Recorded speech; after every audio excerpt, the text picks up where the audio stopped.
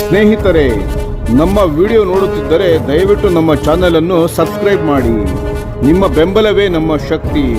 ಪ್ರತಿಯೊಂದು ಸಬ್ಸ್ಕ್ರಿಪ್ಷನ್ ನಮ್ಮನ್ನು ಇನ್ನಷ್ಟು ಉತ್ತಮ ವಿಷಯಗಳನ್ನು ತಯಾರಿಸಲು ಪ್ರೇರೇಪಿಸುತ್ತದೆ. ಹಾಗಾಗಿ ಸಬ್ಸ್ಕ್ರೈಬ್ ಮಾಡುವುದನ್ನು ಮರೆಯಬೇಡಿ. ನಮಸ್ಕಾರ ಗೆಳೆಯರೇ, ದೇಶ ಪ್ರೇಮಿಗಳೇ, ನಮ್ಮ ಯೂಟ್ಯೂಬ್ ಚಾನಲ್ಗೆ ಸ್ವಾಗತ ನಿಮಗೆ.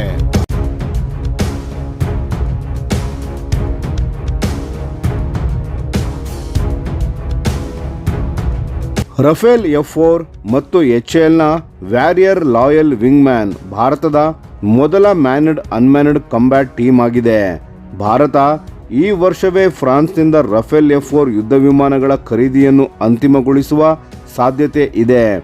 ಆದರೆ ಅದಕ್ಕೂ ಮುಂಚೆಯೇ ಭಾರತೀಯ ವಾಯುಪಡೆ ತನ್ನ ಭವಿಷ್ಯದ ಮ್ಯಾನ್ಡ್ ಅನ್ಮ್ಯಾನ್ಡ್ ಕಂಬ್ಯಾಟ್ ಇಕೋಸಿಸ್ಟಮ್ ನಿರ್ಮಾಣಕ್ಕೆ ಸಿದ್ಧತೆಯನ್ನು ಆರಂಭಿಸಿದೆ. ಮೂಲಗಳ ಪ್ರಕಾರ ರಫೇಲ್ F4 ಅನ್ನು ಭಾರತದ ಸ್ವದೇಶಿ HALನ ವ್ಯಾರಿಯರ್ ಲಾಯಲ್ ವಿಂಗ್ ಮ್ಯಾನ್ ಕಾರ್ಯಕ್ರಮದೊಂದಿಗೆ ಜೋಡಿಸುವ ಯೋಜನೆ ಇದೆ. ಇದರಿಂದ ಭಾರತೀಯ ವಾಯುಪಡೆಗೆ ಮೊದಲ ಬಾರಿಗೆ ಕಾರ್ಯಾಚರಣಾತ್ಮಕ ಮ್ಯಾನ್ಡ್ ಅನ್ಮ್ಯಾನ್ಡ್ ಟೀಮಿಂಗ್ MUMT ಸಾಮರ್ಥ್ಯ ದೊರೆಯಲಿದೆ. Rafale F4 standard network centric warfare ಕ್ಷೇತ್ರದಲ್ಲೂ ದೊಡ್ಡ ಹೆಜ್ಜೆಯಾಗಿದೆ. ಇದರಲ್ಲಿ link 16 block 2 satellite communications, contact software defined radios ಮತ್ತು ಸಂಪೂರ್ಣವಾಗಿ ಅಪ್ಗ್ರೇಡ್ ಮಾಡಲಾದ ಮಿಷನ್ ಸಿಸ್ಟಮ್ಸ್ ಆರ್ಕಿಟೆಕ್ಚರ್ ಸೇರಿವೆ. ಈ ವ್ಯವಸ್ಥೆಗಳ ಮೂಲಕ ಹಲವು ರಫೇಲ್ ಯುದ್ಧ ವಿಮಾನಗಳು ತಕ್ಷಣವೇ ಪರಸ್ಪರ ಸೆನ್ಸಾರ್ ಡೇಟಾಗಳನ್ನು ಹಂಚಿಕೊಳ್ಳಬಹುದು. ಇದರ ಪ್ರಮುಖ ಲಾಭವೆಂದರೆ ಸೈಲೆಂಟ್ ಫಿಕ್ಸ್ ಕಾನ್ಸೆಪ್ಟ್. ಅಂದರೆ ಒಂದು ಯುದ್ಧ ವಿಮಾನ ತನ್ನ ರಡಾರನ್ನು ಆನ್ ಮಾಡದೆಯೇ ಇನ್ನೊಂದು ವಿಮಾನ ನೀಡುವ ಡೇಟಾ ಆಧಾರದ ಮೇಲೆ ಶತ್ರು ಗುರಿಯನ್ನು ಟ್ರ್ಯಾಕ್ ಮಾಡಿ ದಾಳಿ ಮಾಡಬಹುದು. ಈ ಬಲಿಷ್ಠ ನೆಟ್ವರ್ಕಿಂಗ್ ವ್ಯವಸ್ಥೆಯೇ ಭವಿಷ್ಯದಲ್ಲಿ ಕಂಬ್ಯಾಟ್ ಡ್ರೋನ್ಸ್ಗಳ ಜೊತೆ ಸಹಕಾರಕ್ಕೆ ಅಡಿಪಾಯವಾಗಲಿದೆ. ಭಾರತೀಯ ವಾಯುಪಡೆ ಈಗಾಗಲೇ ತೇಜಸ್ ಟ್ರೈನರ್ ಜೆಟ್ ಅನ್ನು ಮದರ್ಶಿಪ್ ಪ್ಲಾಟ್ಫಾರ್ಮ್ ಆಗಿ ಬಳಸಿಕೊಂಡು HAL ವ್ಯಾರಿಯರ್ ಲಾಯಲ್ ವಿಂಗ್ ಮ್ಯಾನ್ ಜೊತೆಗೆ ಮ್ಯಾನ್ಡ್ ಅನ್ಮ್ಯಾನ್ಡ್ ಟೀಮಿಂಗ್ ಪರೀಕ್ಷೆ ನಡೆಸಲು ಯೋಜಿಸಿದೆ. ಈ ಪ್ರಯೋಗಗಳ ಮೂಲಕ command and control links, mission tasking, sensor fusion, pilot ಮತ್ತು ಆಟೋನಾಮಸ್ ಡ್ರೋನ್ ನಡುವಿನ ಕೋಆರ್ಡಿನೇಟೆಡ್ ಸ್ಟ್ರೈಕ್ ಪ್ರೊಫೈಲ್ಸ್ಗಳು ಇವೆಲ್ಲವನ್ನು ಪ್ರಾಯೋಗಿಕವಾಗಿ ಪರಿಶೀಲಿಸಲಾಗುತ್ತದೆ. ಸುಮಾರು 2.2 ಟನ್ ತೂಕದ ವ್ಯಾರಿಯರ್ ಲಾಯಲ್ ವಿಂಗ್ ಮ್ಯಾನ್ 2027ರಲ್ಲಿ ತನ್ನ ಮೊದಲ ಹಾರಾಟ ನಡೆಸುವ ನಿರೀಕ್ಷೆ ಇದೆ. ಇದರ ಅಭಿವೃದ್ಧಿ ಹಂತವು 2032ರ ವೇಳೆಗೆ ಪೂರ್ಣಗೊಳ್ಳಲಿದೆ. ನಂತರ ಇದು ಸೀರೀಸ್ ಪ್ರೊಡಕ್ಷನ್ಗೆ ಸಿದ್ಧವಾಗಲಿದೆ. ಒಮ್ಮೆ ಇದು ಪರಿಪಕ್ವವಾದ ನಂತರ ವ್ಯಾರಿಯರ್ ಲಾಯಲ್ ವಿಂಗ್ ಮ್ಯಾನ್ ಅನ್ನು ತೇಜಸ್ MK2, AMCA, TDBF ಹೀಗೆ ಹಲವು ಫ್ರಂಟ್ಲೈನ್ ಫೈಟರ್ ಪ್ರೋಗ್ರಾಮ್ಸ್ಗಳೊಂದಿಗೆ ಸಂಯೋಜಿಸಲಾಗುತ್ತದೆ. ಅದೇ ಸಮಯದಲ್ಲಿ ಇದು ರಫೇಲ್ F4 ಜೊತೆಗೂ ಸಹ ಕಾರ್ಯನಿರ್ವಹಿಸಿ ರಫೇಲ್ನಲ್ಲಿರುವ ಅಡ್ವಾನ್ಸ್ಡ್ ನೆಟ್ವರ್ಕಿಂಗ್ ಮತ್ತು ಡೇಟಾ ಶೇರಿಂಗ್ ಹಾರ್ಡ್ವೇರ್ ಅನ್ನು ಬಳಸಿಕೊಳ್ಳಲಿದೆ. ಆದರೆ ಇಲ್ಲಿ ಒಂದು ಮುಖ್ಯ ಅಂಶವನ್ನು ಗಮನಿಸಬೇಕು. ರಫೇಲ್ F4 ಅತ್ಯಂತ ಅಡ್ವಾನ್ಸ್ಡ್ ನೆಟ್ವರ್ಕ್ಡ್ ಫೈಟರ್ ಜೆಟ್ ಆಗಿದ್ದರೂ ಇದು ಇನ್ನೂ ಪೂರ್ಣ ಡ್ರೋನ್ ಕಂಟ್ರೋಲರ್ ಆಗಿ ವಿನ್ಯಾಸಗೊಳಿಸಲ್ಪಟ್ಟಿಲ್ಲ. ಅಂದರೆ ಇದೊಂದು ISR ಡ್ರೋನ್ಸ್ನಿಂದ ಡೇಟಾವನ್ನು ಸ್ವೀಕರಿಸಬಹುದು ಮತ್ತು ಟಾರ್ಗೆಟಿಂಗ್ ಮಾಹಿತಿಯನ್ನು ಇತರ ಯುದ್ಧ ವಿಮಾನಗಳಿಗೆ ಹಂಚಬಹುದು. ಆದರೆ ಯುದ್ಧದ ಮಧ್ಯೆ ಆಟೋನಾಮಸ್ ಲಾಯಲ್ ವಿಂಗ್ ಮ್ಯಾನ್ ಡ್ರೋನ್ಗಳನ್ನು ನೇರವಾಗಿ ಫ್ಲೈ ಮಾಡುವ ಅಥವಾ ಡೈನಾಮಿಕ್ ಟಾಸ್ಕಿಂಗ್ ನೀಡುವಷ್ಟು ಪ್ರೊಸೆಸಿಂಗ್ ಪವರ್ ಮತ್ತು ಸ್ಪೆಷಲೈಸ್ಡ್ ಕಾಕ್ಪಿಟ್ ಇಂಟರ್ಫೇಸ್ ಇದರಲ್ಲಿ ಇಲ್ಲ.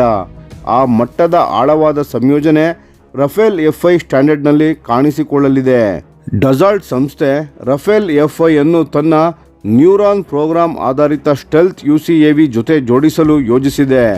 ರಫೇಲ್ F5 ಕಾನ್ಫಿಗರೇಷನ್ನಲ್ಲಿ ಪೈಲಟ್ ಕಾಕ್ಪಿಟ್ನಲ್ಲೇ ಕುಳಿತು SEAD missions, electronic warfare, deep strike ಆಪರೇಷನ್ಸ್ಗಾಗಿ ಕಂಬ್ಯಾಟ್ ಡ್ರೋನ್ ಅನ್ನು ನೇರವಾಗಿ ಕಮಾಂಡ್ ಮಾಡಬಹುದಾಗಿದೆ. ಮೂಲಗಳ ಪ್ರಕಾರ ಭಾರತೀಯ ವಾಯುಪಡೆ ತನ್ನ 114 ಯುದ್ಧ ವಿಮಾನಗಳ MRFA ಕಾರ್ಯಕ್ರಮದ ಕೊನೆಯ ಹಂತದಲ್ಲಿ ರಫೇಲ್ F5 ಅನ್ನು ಖರೀದಿಸುವ ಸಾಧ್ಯತೆ ಇದೆ.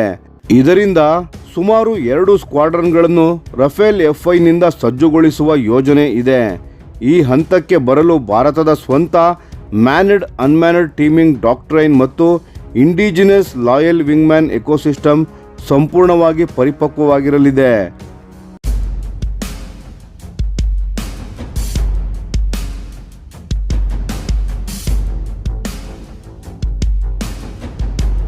ಮೂಲಗಳ ಪ್ರಕಾರ ರಫೇಲ್ F4 ಸೀಮಿತ ಮಟ್ಟದ ಮ್ಯಾನ್ಡ್ ಅನ್ಮ್ಯಾನ್ಡ್ ಟೀಮಿಂಗ್ಗೆ ಬೆಂಬಲವನ್ನು ನೀಡುತ್ತದೆ.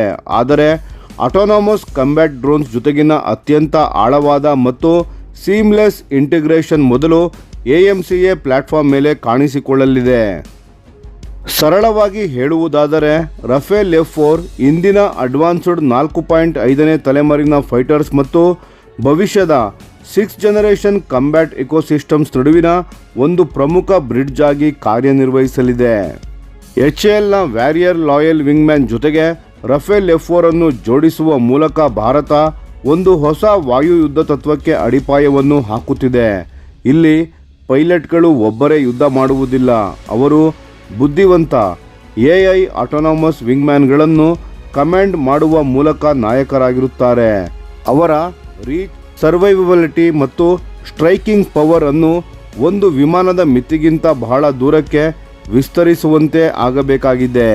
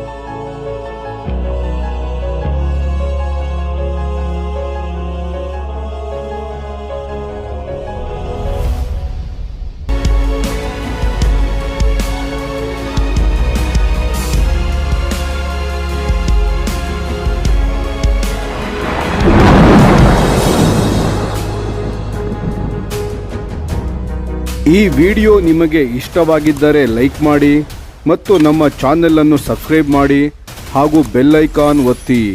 ಯಾವ ಅಪ್ಡೇಟ್ಗೂ ಮಿಸ್ ಆಗಬೇಡಿ. ಡಿಫೆನ್ಸ್ ಸುದ್ದಿಗಳನ್ನು ತ್ವರಿತವಾಗಿ ಪಡೆಯಿರಿ.